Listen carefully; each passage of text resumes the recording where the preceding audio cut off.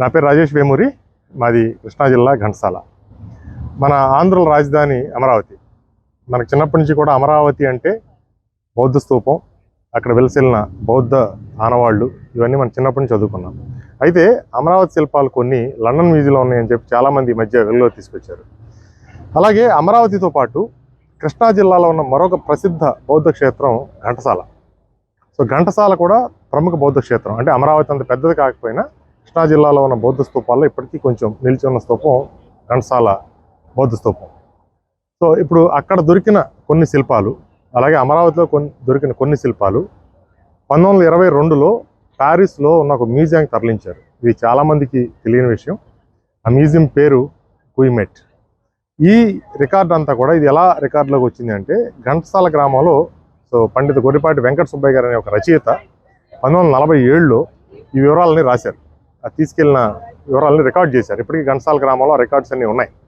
So దాన్ని ఆధారంగా చేసుకొని నేను ఒక 11 సంవత్సరాల క్రితం ప్యారిస్ వచ్చి ఇక్కడ మ్యూజియంలో ఉన్న స్ట్రక్చర్స్ ఇవన్నీ చూసి వాటిని అప్పుడు వెలుగులో తీసుకురావడం జరిగింది. ఈ బహుశా ఘంటసాల గ్రామం నుంచి ఇక్కడికి వచ్చి ఈ విగ్రహాలను చూసింది నేనే అనుకుంటున్నాను. మరి ఇంకేమైనా చూసారేమో తెలియదు, సబ్జెక్టు కరెక్షన్. అలాగే దీని గురించి ప్రముఖ సంపాదకులు, ఆంధ్రపత్రిక సంపాదకులు నార్ల వెంకటేశ్వరరావు గారు ఒక పుస్తకంలో రాశారు ముందు మాటలో. ఆయన వచ్చి ఈ విగ్రహాలను 1960లో చూశారట. అంటే 60లో ఆయన ప్యారిస్ పర్యటనకు వచ్చినప్పుడు ఆయన ఇక్కడ ఉన్న ఘంటసాల శిల్పాలు, అమరావతి శిల్పాలు చూశానని చెప్పి రాశారు. దానికి కారణం గొర్రెపాటి వెంకట సుబ్బయ్య గారు రాసిన ఘంటసాల చరిత్ర అనే పుస్తకంలో ఆయన రాసిన రికార్డెడ్ ఎవిడెన్స్. సో మళ్ళీ ఇప్పుడు 2024 జూలై నెలలో మళ్ళీ నేను ఈ విగ్రహాలు చూడడానికి మళ్ళీ వచ్చాను ప్యారిస్కి. సో ఒక్కసారి ఆ మ్యూజియం ఎక్కడ ఉంది, ఆ విగ్రహాల లోపల ఏమున్నాయి, మన అమరావతి, మన ఘంటసాల శిల్పాలు ఇక్కడ ఎందుకు ఉన్నాయి, ఎన్ని ఉన్నాయి అనే విశేషాలని ఇప్పుడు చూద్దాం. ఇదిగో ఇదే Musee national de arts and Asiatiques Guimet. ఇదే గుయిమెట్ మ్యూజియం. ఈ లోపలే మన విగ్రహాలు ఉన్నాయి. సో ఒకసారి రండి, లోపలికి వెళ్ళి అక్కడ ఏమేమి ఉన్నాయి, ఎప్పుడు వచ్చినాయి అనే వివరాలని చూద్దాం.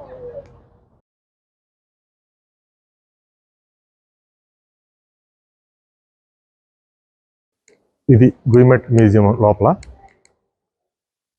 ఇవన్నీ కూడా ఏషియాలో ఉన్న రకరకాల దేశాల నుంచి తీసుకొచ్చిన విగ్రహాలు ఇవన్నీ.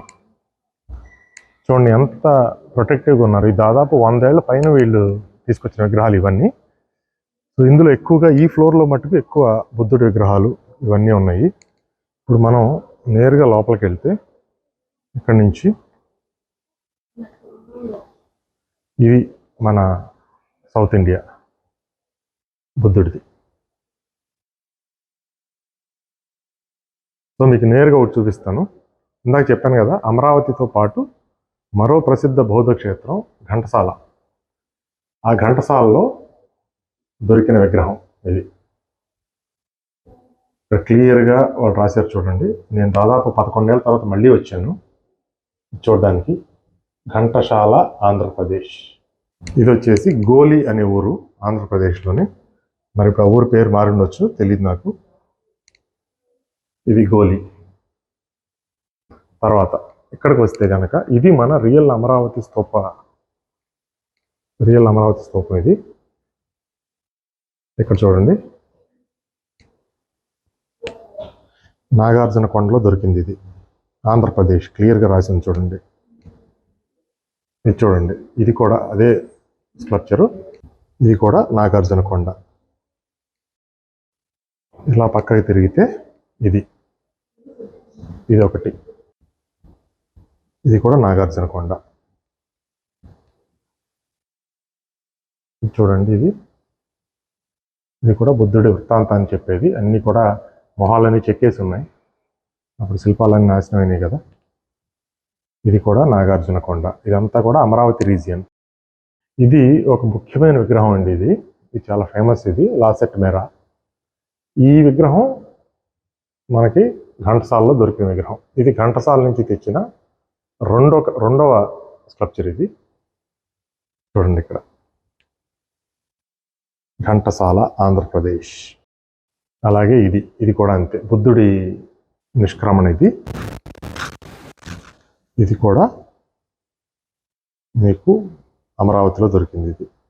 ఇది మళ్ళీ ఘంటసాల విగ్రహం. ఇది ఘంటసాలలో దొరికిన ఈ విగ్రహం కూడా ఘంటసాల గ్రామంలో దొరికింది.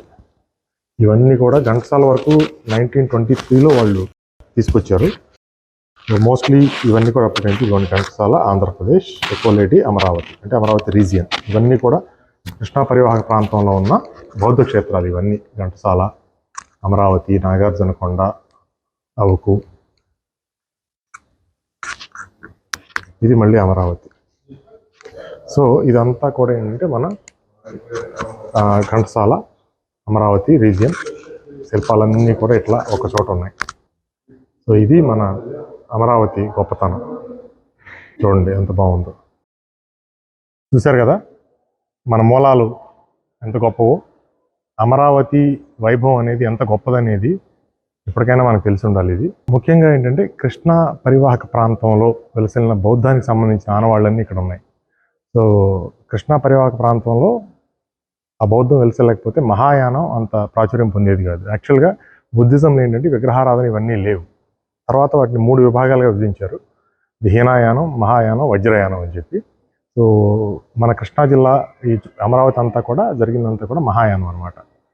సో అమరావతి ఎందుకు మన రాజధాని అయింది, ఎందుకు అంత అమరావతి మన రాజధాని చేసుకున్న దానికి ఒక ప్రామాణికత ఉంది. ఎందుకంటే కొన్ని వేల సంవత్సరాల క్రితం బౌద్ధం వెలసిల్లిన నేల అది. బౌద్ధ ధాతువుల్ని మన గర్భంలో దాచుకున్న నేల అది.